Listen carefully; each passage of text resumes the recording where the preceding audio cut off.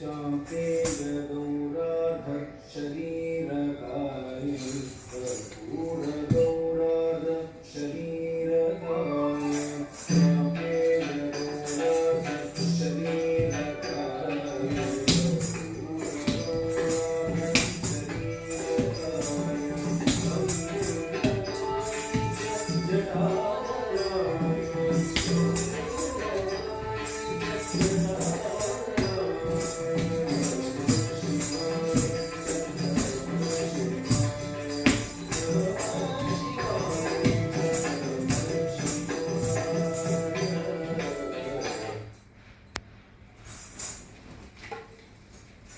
అందరికీ నమస్కారం. నా పేరు ఆద్య. నేను తేజస్వి పబ్లిక్ స్కూల్లో 7వ తరగతి చదువుతున్నాను. నా పాత్ర అర్ధనారీశ్వరుడు. I am Shiva. I am everywhere and everything. I am the universe. I am past, present and future.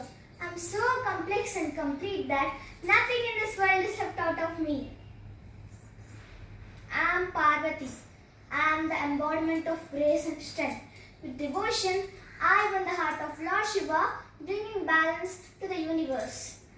As the divine feminine, I nurture and protect all beings. In battles, I transform into fierce forms like Kali and Durga, upholding cosmic order. Parvati దేవి పృథ్వీని రక్షించడానికి రాక్షసులను సంహరించింది. అది చూసి శివ భగవానుడు ప్రసన్నమై తనకి తన దేహంలోని సగభాగాన్ని కల్పిస్తానని వరమిచ్చాడు. ఈ విధంగా జన్మించింది ఒక కొత్త రూపం.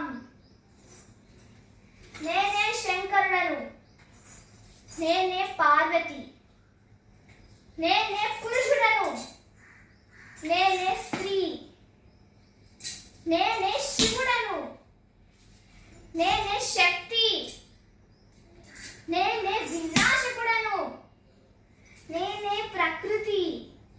మరియు ఇదే నా రూపం, అర్ధనారీ నటేశ్వర్.